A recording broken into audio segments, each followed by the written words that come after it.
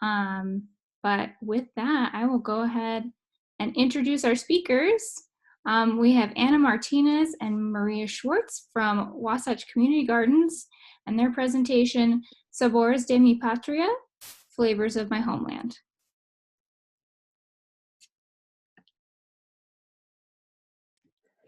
All right, how's it going?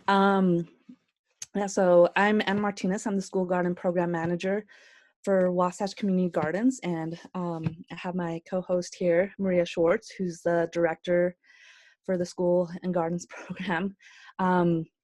We'll be talking about our program, Sabores de mi Patria, or Flavors of My Homeland, which is our second year this year, which is a collaborative project that we've done with Artes de Mexico in Utah, and we'll go over that later on in the slides, but we're just going to talk about that and the impact that we've had so far in the community.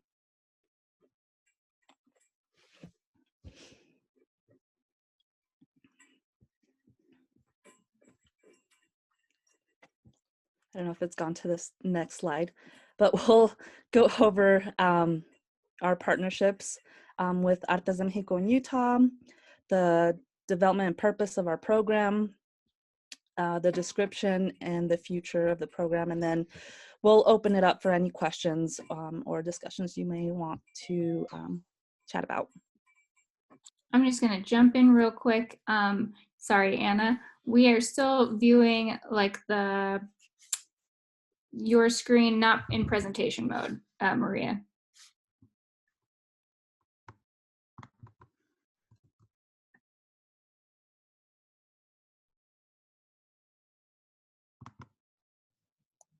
That fix it? No, you might have to stop sharing and then reshare. Yeah, let's try this again.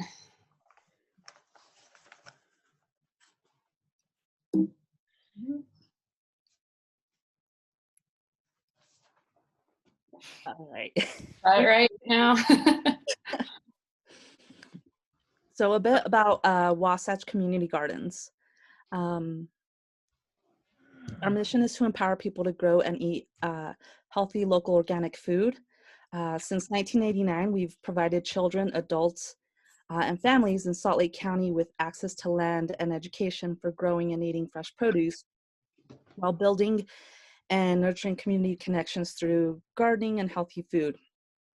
We accomplish this through our main programs, 4 main programs, our community garden program, our community education program, our youth and school garden program, and then our job training program at our Green Phoenix farm.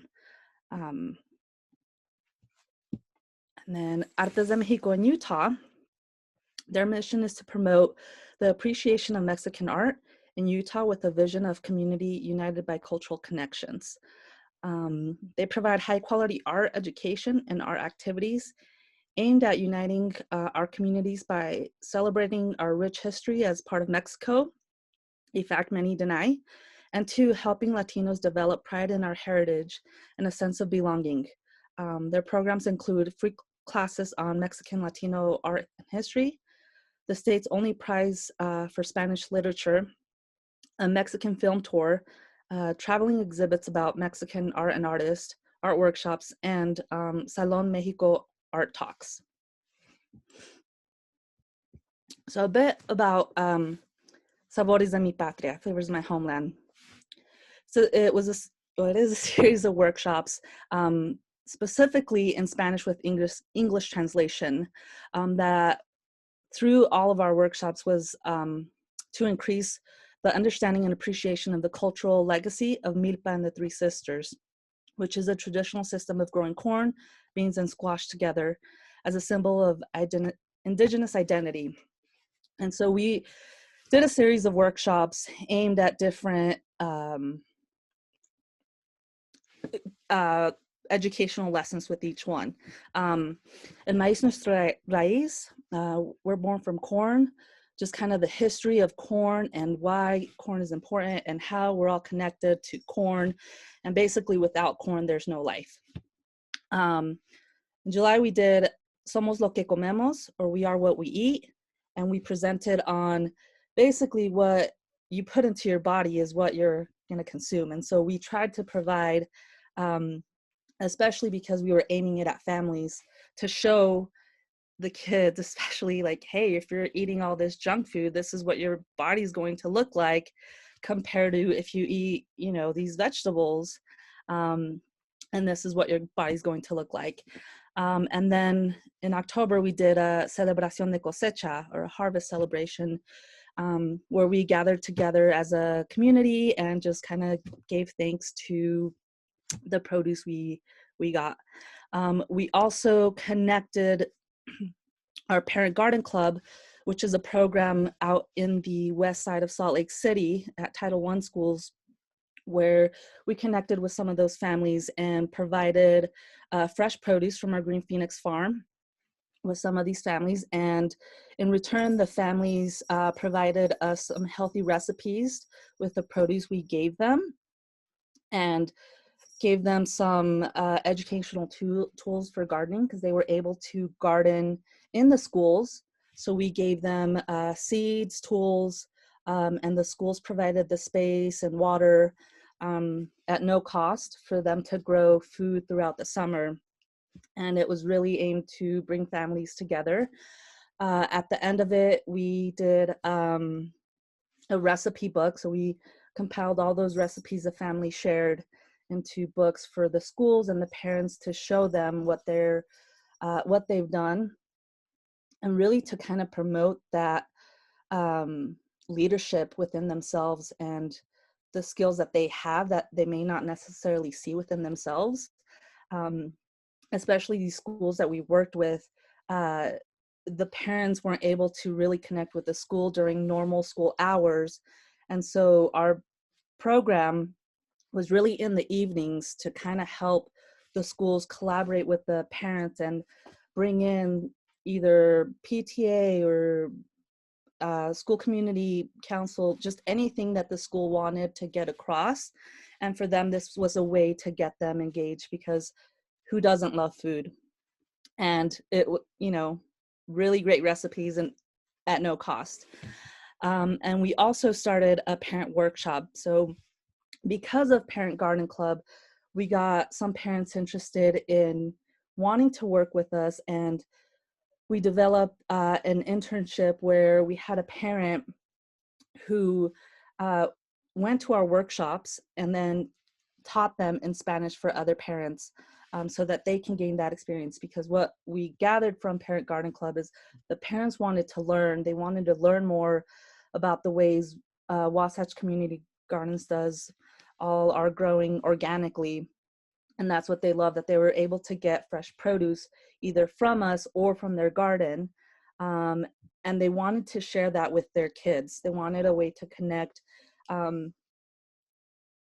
food with family.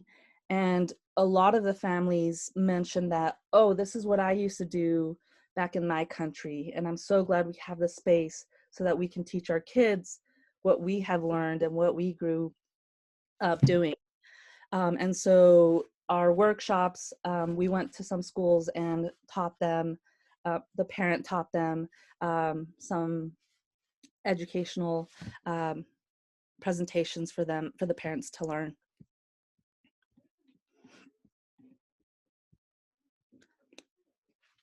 So, Sabores de mi Patria, we had Fanny, the executive director of Artes de Mexico in Utah. She went to one of our workshops, and she thought, okay, how do I connect with Wasatch Community Gardens? You know, there's art and there's culture, but I'm missing a piece. And I think gardening is a way to connect some of these families. And at the time, our education director didn't know how to connect the program, or Artes de Mexico in Utah, with Wasatch Community Gardens. And so they came over to the youth and school program. And for us, it's like, okay, well, we have families who know how to grow food. And this is a way to, you know, connect the families with our program. And so really for us, for Sabores de mi Patria, is just to provide access to gardening space, education, opportunities to grow and eat the healthy food, and connect the families through their culture. And again, that's what we've learned through our parent garden club, is that they're missing that cultural connection within the schools and their community, and they wanted a space to have that comfort where they can be themselves. And so for us, this was a program, and that's why we intentionally had the program in Spanish with English translation. Usually it's English with Spanish, but we really wanted the families to be able to connect to this program.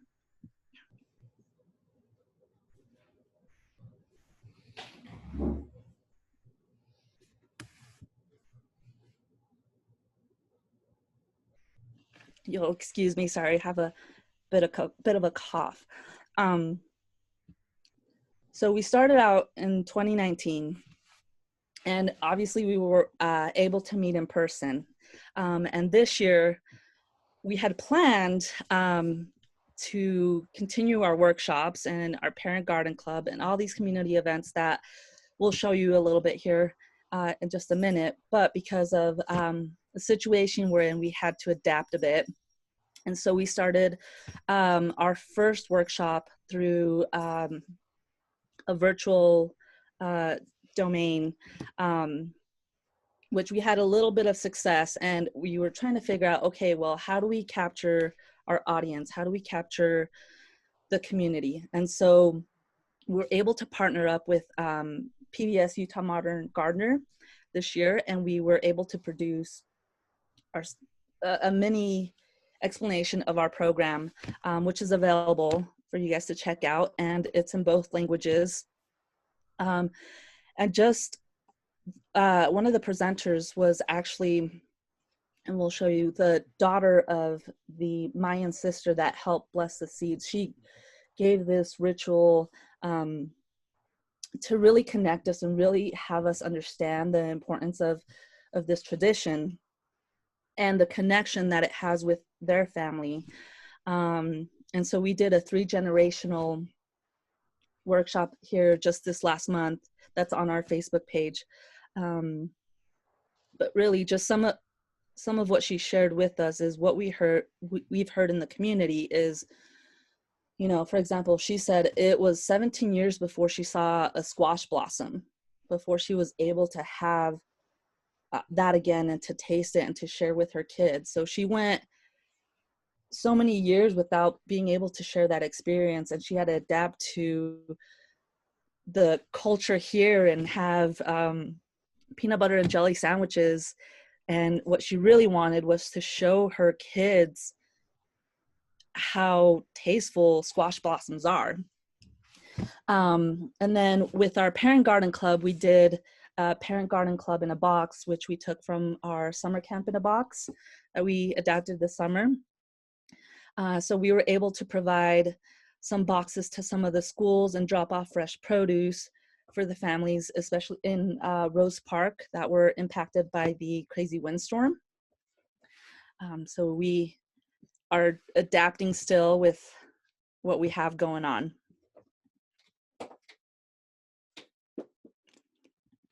So these are pictures from 2019, where this is what we aimed for, was to connect families, to connect the community into seeing the importance of growing the three together.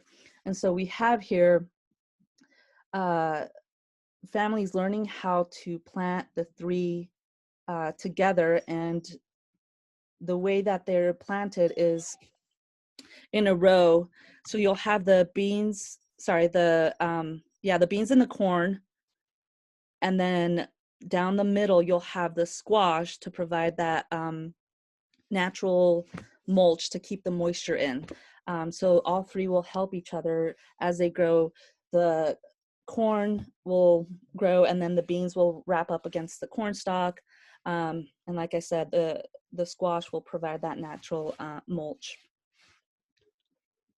And we have here, some dads that were really participating. We don't get a lot of dads in Parent Garden Club, but with Sabores de mi Patria, we got a few dads out there kind of helping with this process.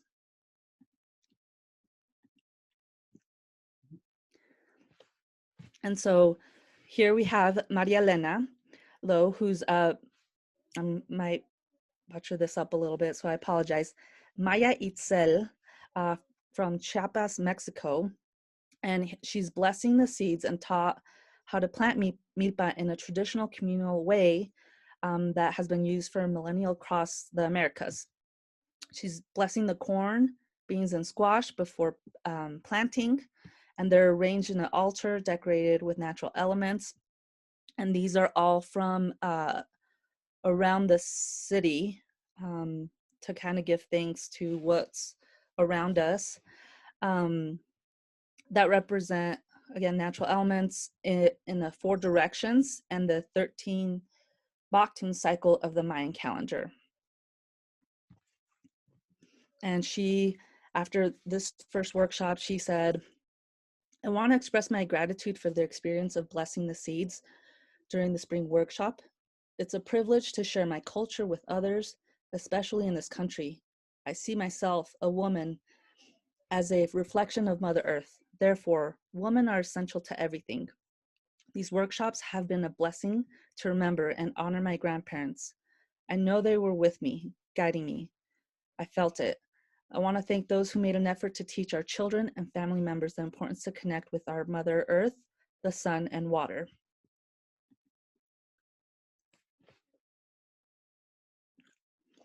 And we were intentional on what we chose when we were planting. So we have a variety of beans. In our corn, we have Oaxacan corn here from last year. So all of these seeds are what we planted last year, and the purpose is so that we can continue to kind of develop that growth so that they can adapt more to the Utah climate.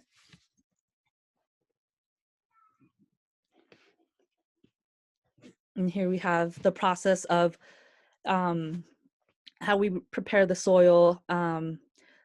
We do have to make sure everything's ready. We can't just plant, as you can see, all the weeds there. So we spent a couple of hours removing everything, adding some new soil to kind of get things growing.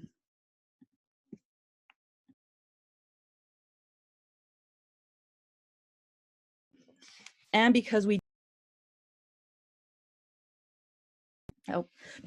weren't able to have large gatherings, we had to do it with members of our team. And so you see us here planting the seeds, which is better when we have more people.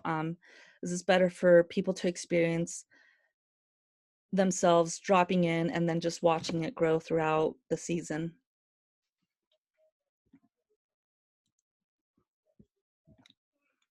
And then this, again, this is from 2019, our second workshop, Somos lo que comemos.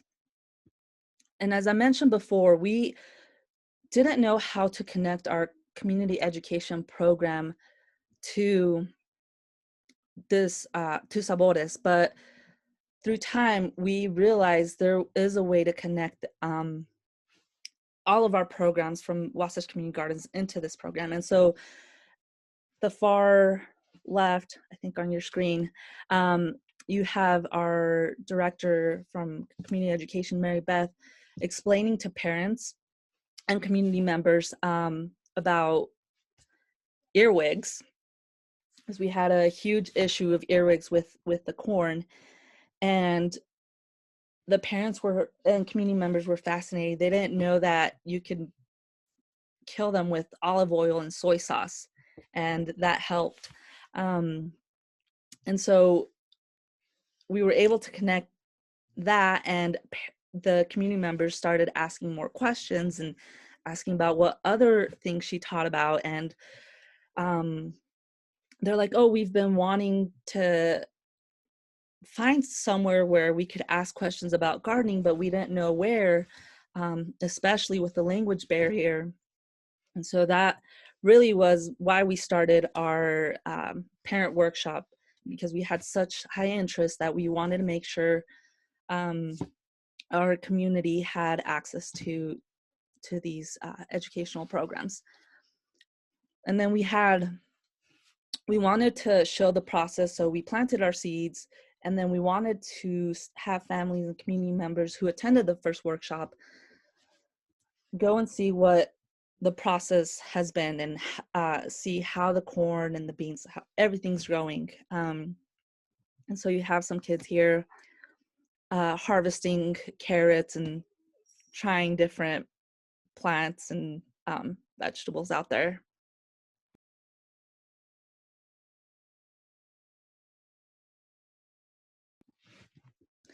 And this was our last workshop, Celebración de Cosecha. This is from 2019.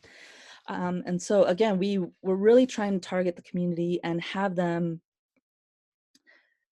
connect to a program where they felt like they could be themselves.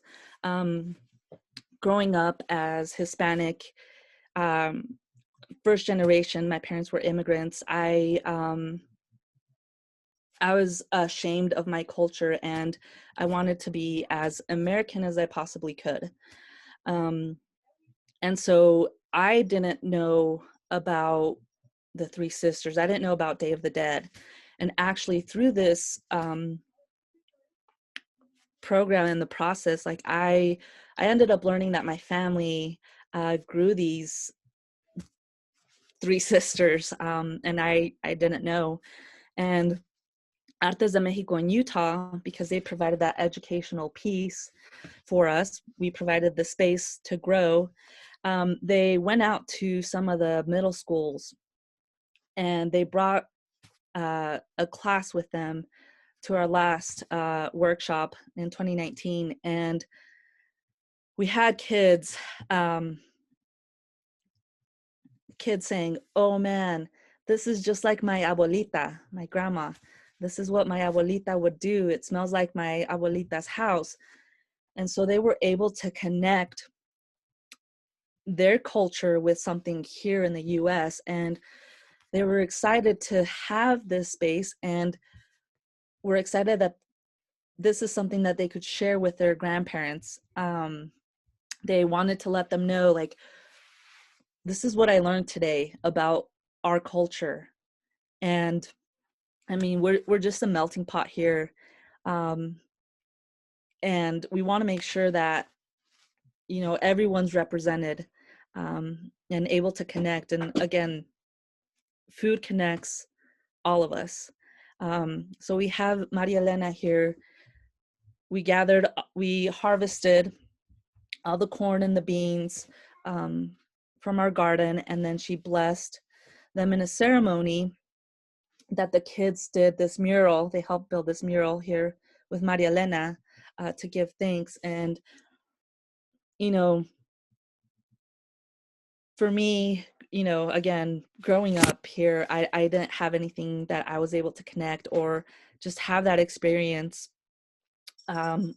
with my culture. And for us to get kids to learn about this and connect and think about ways that they can have conversations with their families, and, you know, think about like, oh, this is a tradition.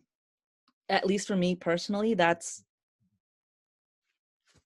the whole goal, is that connection and not being ashamed from of your own culture. And so because of this year in 2020, Artes de Mexico in Utah did another workshop with students, and they asked the students, what does corn mean for you? And at the beginning of our slide, we had our poster. We had one that we designed from 2019, and then we had one where a 15-year-old student designed Maria, I don't know if you can go back to that just so that we can see. So that hand was a 15-year-old student that she drew based on what she got out of the presentation from Artes de Mexico in Utah. It's like we're connected, we're all rooted. Without corn, we don't have life. I mean, we think of like bread, popcorn. Everything is connected to corn, and so for her, those were her roots. That her family grew corn, and for her to experience this was an opportunity that she's not going to forget. And so we're able to go from our first drawing, which, you know, we knew very little. We just knew there were three sisters, corn, beans, and squash, to a cultural connection this year. And we're planning on, for our future, is to add other cultures with our project. So we want to continue adding other cultures, other communities. We want to continue with our workshops, continue saving the seeds, and we want to continue incorporating the arts, especially with Artes de Mexico in Utah. But that doesn't necessarily mean they're going to be our only partner. We want to, again, include other community organizations out there where we can connect the whole community, provide meals for the community through our parent garden club. But yeah, Maria, is there anything that you think I missed? I can unmute. No, I think you really captured it, and I love every time, like I've heard it before, but I'm always so grateful for you sharing your own personal story with this program and this project and how it's developed. And I think that that maybe wasn't something that Wasatch Community Gardens, since we have kind of that growing expertise and land, but bringing in that partnership with Artes de Mexico in Utah, they're able to like enhance our programming. So I think that this session was part of the like community partnership thread for the conference, and I think that that's been what's really been so successful about this, is that we're collaborating. It's not an organization either trying to come in and provide here's a service that we offer, we're going to like give it to. It's really a shared partnership that we're building this together with an organization that complements what we do in a different way, and then we're able to both expand our audiences and reach more people through that partnership.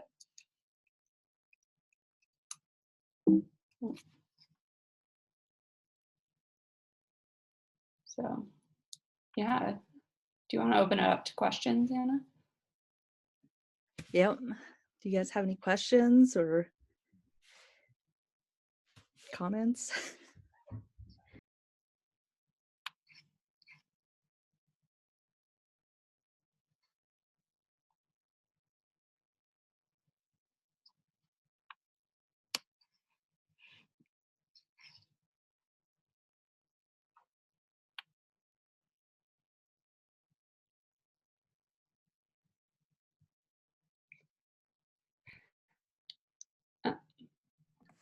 Okay, I was muting on myself. Hey, Ashley. I don't know if I just interrupted someone else while I was dealing with technological failure, but do you have, because this took place over the growing season for these items, which is the summer, obviously, do you have suggestions of how something for the Three Sisters could be adapted during the timeline of when public school is in session?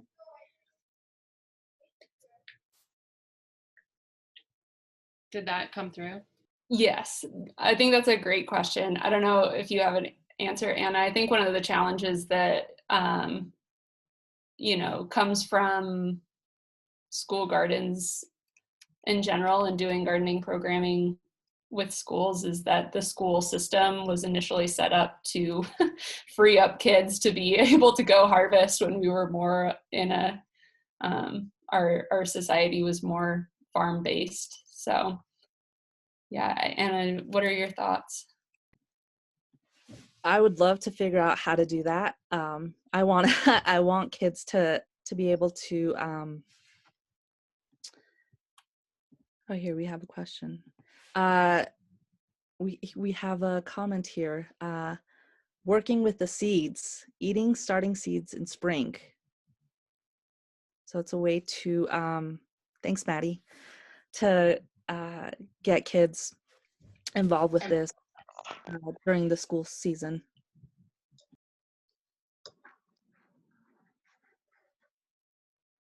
So we've got a question from Annie. I know you've talked about how you adapted your program for 2020. Are there ways you would change the program if it has to be virtual again in 2021? Were there parts that were really successful and we would keep if programming could go back to normal? Yeah, what did we learn this year? Virtual, not virtual. We learned that some virtual or social media platforms aren't the best. Facebook worked really, really well. And then our partnership with PBS was huge. Being able to have that, because we're not super tech savvy. So having that support with tech was really great. So if we do go virtually, that's something that would be successful for us to continue.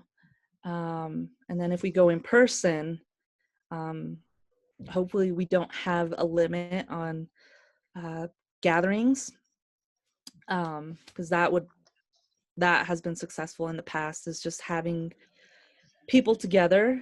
And I didn't mention, we also had at the schools, the parents brought recipes that had one of the 3 ingredients, so the corn, beans, and squash. And then my ancestors brought corn drink. So if we can go in person and not have strict regulations and do something like that, I think it would be helpful.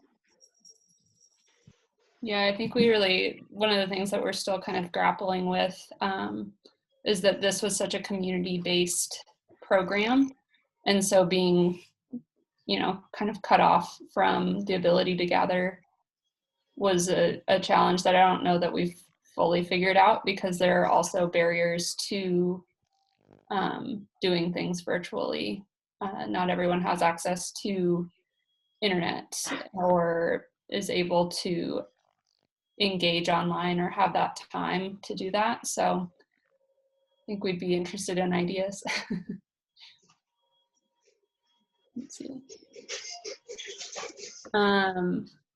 Would you do a similar program for adults without kids as a way to meet virtually new people and learn new things, including cultural connections? So more of just an adult-focused workshop. Yeah, and that's something we're figuring out. Again, like I mentioned, we didn't know how to connect all of our other programs at WCG with this particular program, but now we're seeing how everything is connected. And we've had conversations where our community education director has had an interest in this. So that's something possibly for the future, because most of her workshops are for adults. Yeah, I think that we've looked at how to bring in information that's really relevant to adults, but part of the importance of this program, I think, has been that intergenerational sharing of knowledge. So having kids present and being able to, deliver information, but also just facilitate a space where parents and kids are able to interact together and learn from each other and share stories has been a really core part of the way that we had set up these workshops. So I think we will still hold the like having kids and adults in the same space for that reason. Hey, what's going on? Hey, I am, if it's cool with you, I'm gonna duck out. Good. Andrea is interrupting you, Anna. Typical Andrea. I am going to post in the chat the video from PBS Modern Gardener for y'all to have access to that. This one's in English, and I can find the Spanish one if anyone's interested in that one. I have one other question, a different Andrea interrupting now. I was wondering if you found that families who participated in this program were more likely to sign up to farm in your plots, or if that wasn't the case, or if you found more like connection to your other programs through this program. Yeah, there definitely was interest from our families out in the Rose Park area. A lot of our parents are, once they realized that there was someone who was bilingual in the organization, they were able to understand a little bit more. They thought that it was just for certain people, and that the only space they had was the school. And so in the school, we explained to them, like, no, the community gardens is open to anyone, and just the process. We had some families interested, but then this year, because everything was canceled or paused, they didn't feel comfortable coming to our spaces, not because it wasn't safe. It was just their own personal choice not to participate.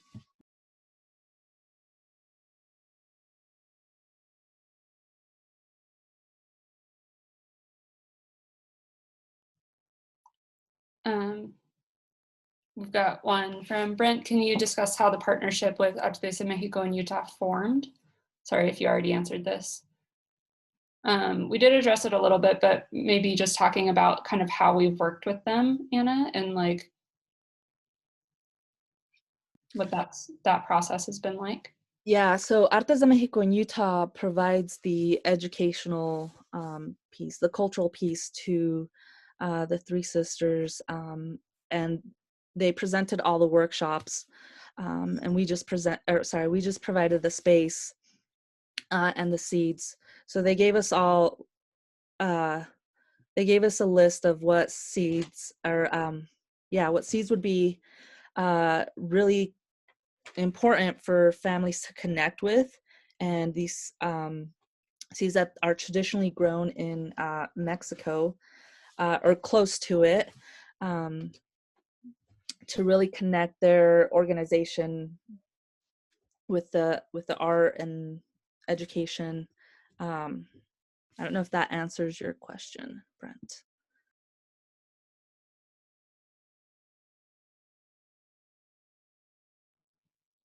I think what I would add to that is that it's been really an evolving partnership. Like we went in with an idea of what it would look like, but then we've also been open and just stayed in conversation with our partners from that organization, and kind of evolved the program as it's been going. So it hasn't been just like one set way. We're open to changing it and kind of adapting as we learn about different events that they're hosting or different events that we're hosting. We've been kind of like adding those on as well. So one of the things that we're planning for next year is to expand some programming and some education and some community building around Dia de los Muertos. So that'll be kind of an outgrowth of what came up this year And so I think that that's something that's really exciting about the partnership as well, is that we're still kind of figuring out what that will look like. It's always evolving.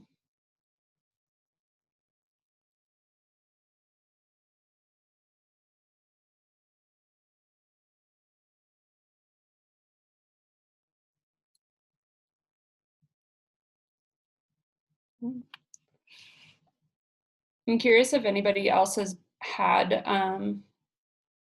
maybe similar experiences or similar partnerships, in that, like, we're an environmental organization, and Artes de Mexico in Utah is an arts organization.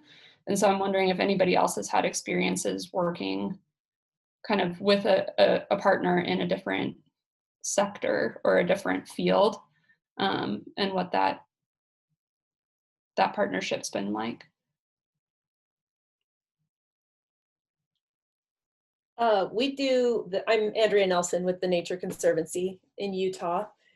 And we do a program called Fiesta for Nature.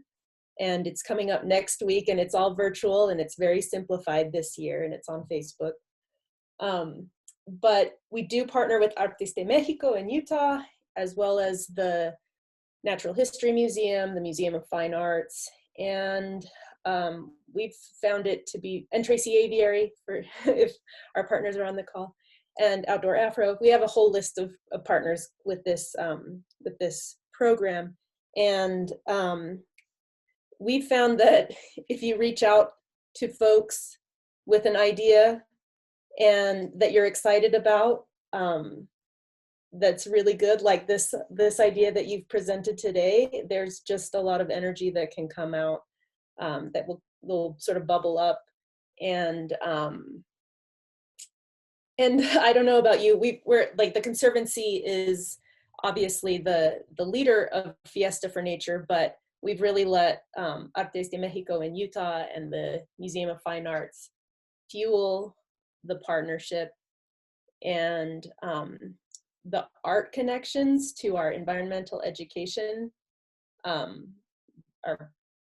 for me, it's just an easy line to draw from A to B, but I am an environmental humanities person, so I don't know if that answers your question, but I do find that you can build connections through, there's all sorts of strands and threads, like the theme of this conference, that you can build upon. So, for what it's worth. Yeah, that's great. I mean, I think that's really similar to our experience as well, of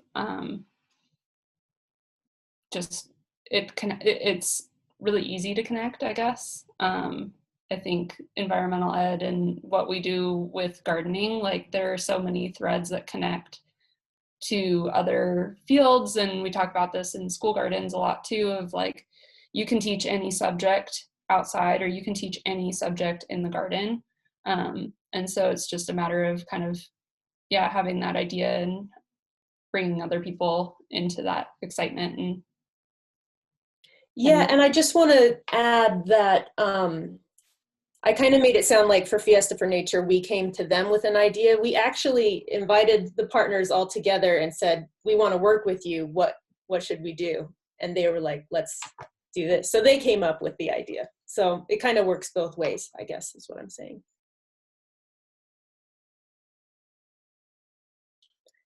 But thank you, Anna. This was wonderful. And Maria, really appreciate it.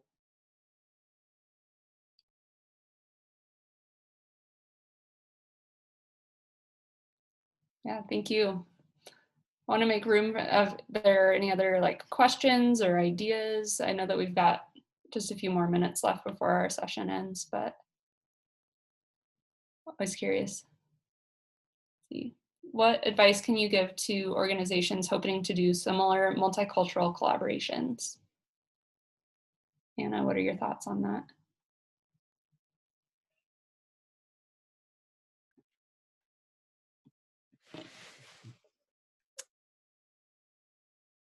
Just go out there and find these organizations and be persistent. I am that annoying person that will figure out how to connect those relationships. So yeah, for me, it was a no. It was, how do I figure out how to make this happen? And what steps do we need to take to make it happen?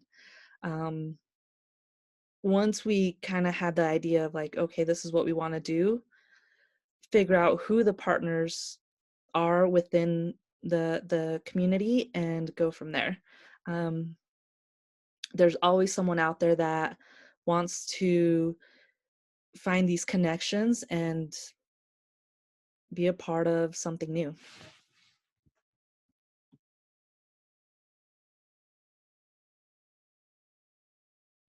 That's in my perfect world answer. It's not, I know it's not that easy sometimes. Yeah, I think, sorry, Tia, go ahead. Hi, I was just thinking about the keynote speakers, like what Parker was saying about like you need to show up before you can ask people to collaborate. So I was just wondering, is that something you experienced where you like showed up to multiple events that artists, I don't remember the Utah Arts Group, Artes Mexicanos in Utah. I'm sorry, I forgot it. But like, was there an aspect of showing up to other organizations, like their events prior to asking to collaborate? So I actually joined Wasatch Community Gardens as this relationship with Artes de Mexico in Utah started. So I was really new to this relationship, and what I found out and having a conversation with AMU and what they wanted out of this is they really wanted someone from Wasatch Community Gardens to kind of be present and really be a partner, and that in those conversations that I ended up going to their events and continue to go to their events to show support, and vice versa. AMU shows up to our events and we'll advertise on social media what we have going on if it's relevant to their mission.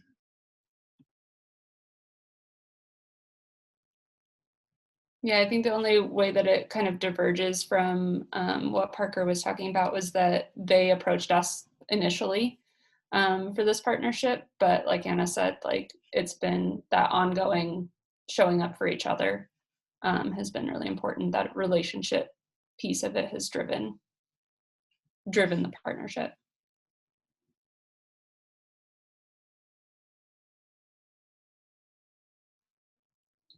I think I would add to your question, Tia, as well, like being aware if as an organization, like what is your identity too, and making sure that you're able to represent authentic relationships and authentic information. I'm white and majority of our staff is white. So making sure that we have, the partnerships in place and the people in place that we're not delivering information that isn't authentic to our own identities as well, and just being aware of that in developing new partnerships and multicultural collaborations, and making sure that it's an authentic and appreciation driven programming rather than appropriative or kind of like trendy. That's something that Vicky, one of the educators from AMU, has talked about, is we don't want to just make the Three Sisters gardening like the new garden trend. Like there's a really deep cultural history to it and a deep significance that needs to be understood before that's just like put out there as superfoods and things like that. Like there's reason behind how we're doing the programming and how we're growing these crops, and it's really important to understand that first before trying to get Three Sisters trending.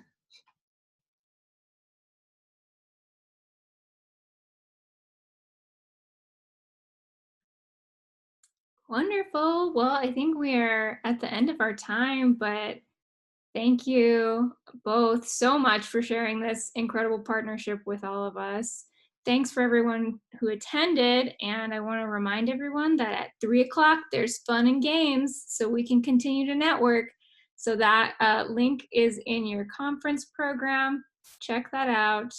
And thanks once again to our presenters for a great session. Thank you. Yeah, thanks, Anne.